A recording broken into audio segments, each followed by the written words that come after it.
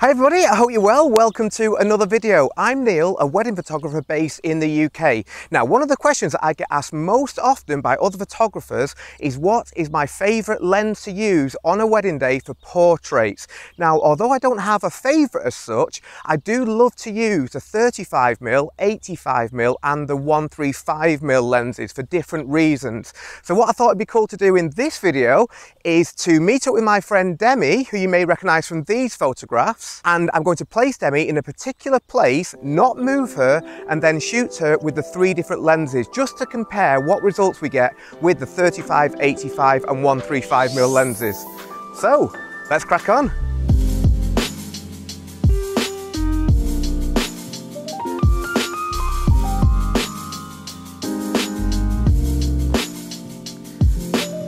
I'm in a place called Roydon Park today, which is near Liverpool. It's a really beautiful place. I've only ever been here once before though, and that was for an engagement shoot last month. I put my favourite photographs on the screen now from that shoot. That was a shoot with Vicky and Richard, and they suggested here as a location for that shoot, and it worked really well. So I thought, oh, this would be a good place to come back to and make a video. So here I am. And what I'm trying to do is find a place that I think will complement those three portrait lenses well. So a 35, 85 and 135mm. And what I mean by that is I'm trying to find somewhere that I can shoot through. Now, we did go to an area which had very long grass on Vicky and Richard's engagement shoot, and that is what I'm trying to find. The problem is this place is absolutely massive and I don't really know where I'm going. I thought I could remember where it was, but clearly I'm doing a very bad job of that. Hopefully we'll find it though, and then if I can, then I think that'll be a really good location to use the three lenses.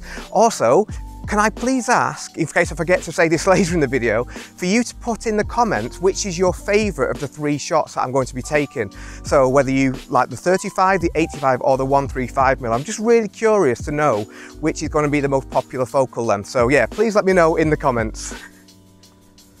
Oh, I am having absolutely no luck trying to find this place. It's massive. And it's just all forest, look. We went to a place that had really long grass. It was really nice. Anyway, hopefully we'll find it. But I thought whilst I'm waiting for Demi to arrive, I'll just let you know about one of the reasons why it's really good to sort of get yourself familiar with what different lenses can do when it comes to portraits, because one of the things that I really like to do on a wedding day is pose my bride and groom, take a shot, but then use another lens without moving the bride and groom and take another photograph. It gives a very different effect. So the shots that you're seeing on the screen now, the bride and groom didn't move from the position that I put them in originally, and all I did was change my lens. So it's a really efficient way of creating different images without needing to move your bride and groom very much, which you'll probably find, I'm sure, they will be very grateful for on a wedding day. Well, I have completely failed in my mission to find this field of long grass that I was looking for. All I've managed to find is just more and more forest. Everywhere you look, it's just forest. I feel like I'm in Blair Witch. Every direction is just exactly the same. Thankfully, my phone has tracked where my car is parked. So I'm going back to the car park now. So I'm going to meet Demi and then hopefully still have another go at finding this field. But I'm sure I didn't make it up though. I'm positive that I didn't make it up and it does exist. I've been so busy with weddings though recently, that wouldn't surprise me. My head is a bit mashed at the moment, but it does exist and we will find it. And if not, we'll just go with whatever we can find. It's more realistic. So success, we've managed to find a field. This isn't the same field that I was looking for before, but thankfully we managed to find one that I think is going to work really, really well. And the reason for that is when it comes to sunset portraits, I'm looking for three things. One, obviously, is the sun in the sky, and we've got probably at least half an hour, I would say, before the sun goes down behind those trees, which is really good. That gives us plenty of time. I'm going to mainly shoot with Demi being backlit by the sun. But what I also love, and this is the second thing, is that the background is going to be dark. That means that Demi's going to have really nice rim light around her and she's going to pop out because the sun will be backlighting her, but the background is going to be dark. And when the background is dark, that's when we see the rim light. If she was against the sky, we wouldn't see the rim light. And then the third thing that I like to look for is basically this long grass that is being lit up by the sun, and this is what is going to give me the foreground bokeh. So I'm going to be shooting through areas of this grass that is lit up by the sun.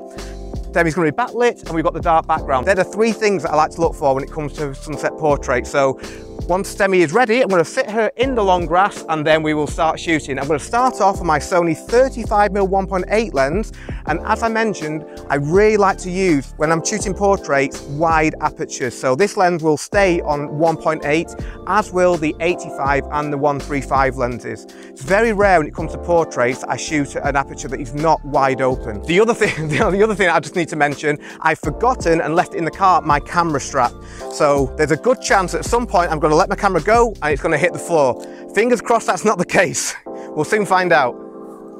So if you are ready, Demi, I'll just put you over here, please. Then we'll try and find a nice place for you to sit. Say somewhere about here, if that's okay. Oh, of course. Oh, Demi's just asked again. She always considers the dress. This dress, as I've mentioned before in videos, is bought from Amazon. Things like $40 or something like that. So I always like to use my own dresses because if this dress gets wrecked, it really doesn't matter. It doesn't bother me one iota if that dress ends up in the bin. So, veil off Amazon as well. Oh, these conditions are absolutely perfect.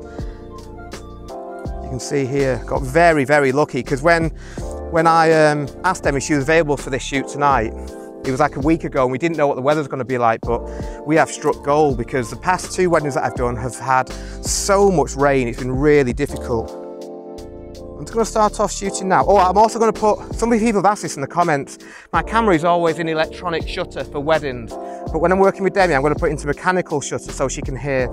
Again, as I always do with my portraits, I love foreground bokeh. So I'm shooting wide open at f1.8.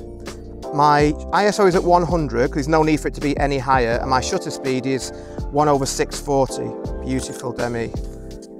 So starting off a bit further away, you'll notice as well that what I'm doing here is trying to cut out a lot of the sky from the shot and placing Demi in the top left corner. That's just because I don't like that shot there, I don't like having really big parts of the image being in sky. Gorgeous, Demi. Because the sky, if you include too much of the sky, I just see it as being a big white distracting element. I shoot in manual white balance, but I've just moved it up to 7,500 Kelvin. Yeah, it's beautiful. There's now here, you can see some like thistles. I'm going to shoot through these for a bit of foreground interest. You see as well, I'm just getting a little bit closer to Demi, like a stalker, just getting closer to it each time.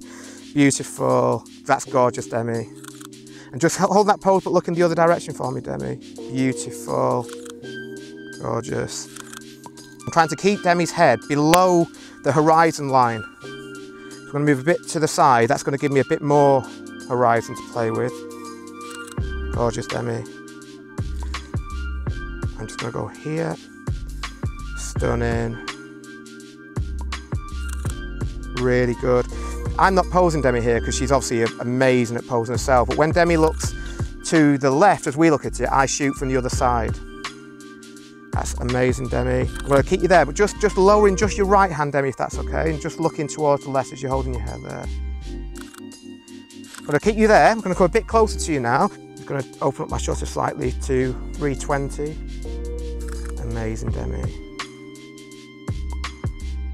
Right, you can pick up some of this grass and hold it right in front of the lens. Amazing, Demi. Go even closer. Just looking down for me. And just as you do, that's going to come a little bit closer again. I'm just coming a bit lower now with my angle, just so that I can include a bit more of the flare of the sun. Again, I'm using these reeds in front of the lens. Let's put my shutter speed back to 400. Trying to keep Demi's head again below the horizon line. Beautiful, Demi. Again, I'm going to increase my white balance to even more. I'm going to go to 9,000 Kelvin, which is very, very warm. Beautiful, Demi. Now, you're just to wrap the veil around you a little bit, if that's okay. That's good. Beautiful. We're going to keep you there. I'm going to go a bit further back. Beautiful, Demi. To the side. Getting nice flare now. I wish that this lens had better flare, but unfortunately it's not that good. And the best lens that I have for flare, which is the Canon 50mm 1.2, is in the boot.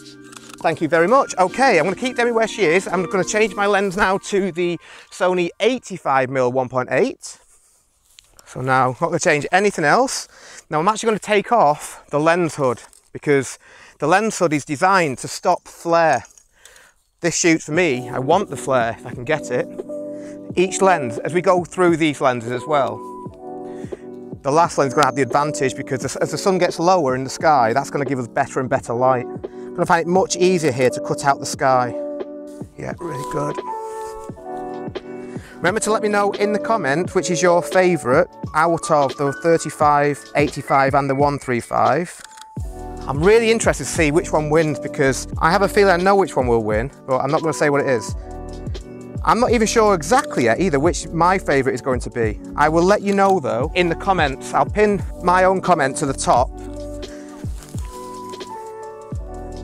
Good, Demi.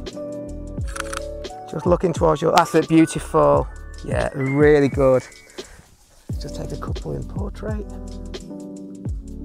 As the sun gets lower and I shoot more directly into the sun, the images get much less contrasty, but they also become much more sort of warm and hazy, which is quite nice in itself. Beautiful. I'm going to come a little bit closer to you like we did with the 35. This is where the 85 is nowhere near as good.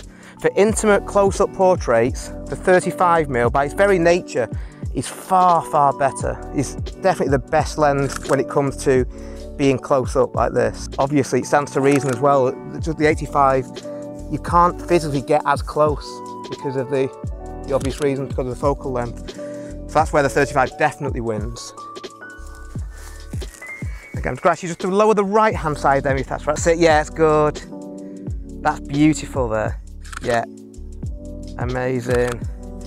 Just before, perfect Demi, just before I go to the 135, I'm going to very quickly go back to the 35, just take a couple of portrait shots, because I forgot to do that before. When I say portrait shots, I mean portrait orientation shots.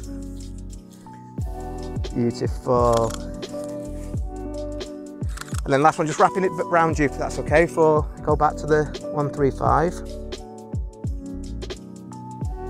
Good, thank you. Let's go to the 135. So my 135 is the Sigma 135mm, which is not a lens that I would recommend because it's beastly. It's massive. Beautiful, Demi. You can see here, I don't really get much flare with this. You can see the difference. The 35mm gives defined foreground bokeh. With the 135 that I'm using now, it's very, very soft. Gorgeous, Demi. Beautiful. Really good. Now I can't obviously take really close-up shots with Demi with this lens because obviously I can't get close. Congratulations! Don't think Demi knows what to say. They just shouted out congratulations. Demi's got married about, well, just with me, she's got married about 100 times. Good, Demi. Yeah, see how we're getting the flare in now. Gorgeous, Demi's going to go a bit further back. I'll take a couple of portrait shots. I've got to be physically very far away from Demi, as you can see here, in order to try and get that flare. I'm getting bit as well live.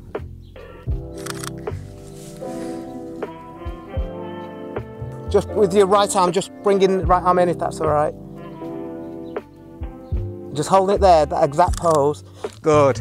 Right, just while we've got a lot of sun, I'm going to shoot on the other side of Demi for a couple of shots. So we'll start off with the 135, then we'll go backwards.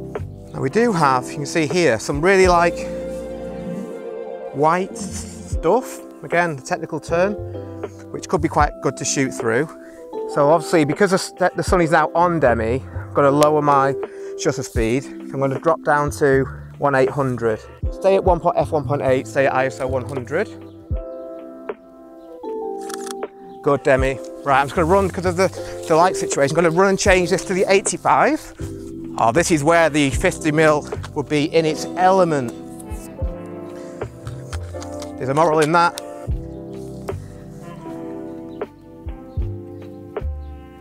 Good, Demi. Demi works this like a boss. Okay, 35 now. Again, as I mentioned earlier in the video, remember the big advantage of changing lenses like this is that Demi is not moving, but the shots we're getting have different feels, which when time is of the essence on a wedding day, is really, really useful. Good, Demi. Beautiful. And just before we finish, I'm going to choose one more lens. This is the wild card, which is the Samyang 24mm tilt shift. As you may know, I have a Patreon, which is an amazing community of wedding photographers, and I'm so proud of that Patreon group. Each month we have at least one wedding industry expert, and that's where we have someone to come outside of the Patreon, come on to a stream, and basically just join us for a couple of hours and we all have a chat. Now, recently, I had on an amazing wedding photographer based in Poland and a Sony ambassador called Maciek Sołowski, and he is amazing when it comes to using tilt shift lenses. So I have a 24mm tilt shift, which is this one, but I rarely use it. So he's inspired me to give it a go. That's the reason I'm going to try these out now. So Demi, I'm going to be a pain, just turn you around if that's okay. Yeah, so how we were before, so you're going to be backlit. But yeah, Maciek uses the Canon 24mm tilt shift primarily, and I was just blown away on the live stream. So it's made me think, oh, I really want to give it a go. If you're watching this, Maciek, thank you for the inspiration. These are not going to be as good as Maciek's.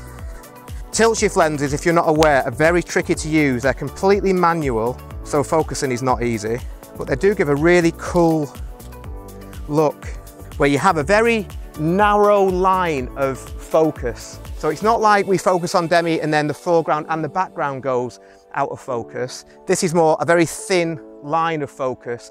So I'm basically just playing around here. I'm not an expert when it comes to these at all. Using manual focus is very tricky as well, so I'm going to be taking these pretty slowly, Demi, if that's all right. So you'll see with these shots, if I can get them in focus, which is the first challenge, there's going to be a really thin line of focus. I've had to slow down my shutter speed to 200 because this is only a 3.5 lens. I'm at 250 now. That's good, yeah, just beautiful. Just like looking towards your right hand, and then, so I'm now zooming in to focus, which is like a cheat code to get you focused right. Just hold it there, Demi. Yeah, good. The good thing about a tilt shift lens, as you can see here, is I can get really close. It's almost like a macro lens. The minimum distance is tiny. Slightly. I'm actually to look straight down the lens, actually, Demi, if that's all right. You can actually put your arms around you. No, it's all right. No, you're good. Gonna go to 200 my shutter speed now as well.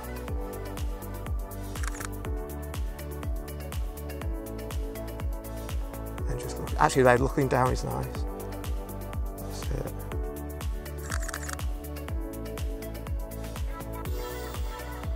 Demi, thank you so much. So there we are. Here are my favourite photographs that were taken on the 35mm lens.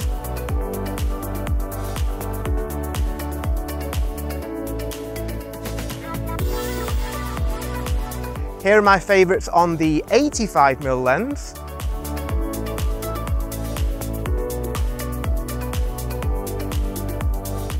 And here are my favourites taken on the 135mm lens. So please let me know in the comments which are your favourites. I'd be really interested to find out. A massive thank you to Demi. Oh, and by the way, a very recent video that myself and Demi made, which I'll link to up here, has just hit 100,000 views on YouTube, which is insane. So a massive thank you to everybody who has watched that video. So yeah, please let me know in the comments what your favourite photographs are. If you've enjoyed this video, I'd really appreciate it if you please hit a like and maybe consider subscribing to my channel for more videos like this in the future. Thank you very much, and I will see you next time. Thank you, Demi.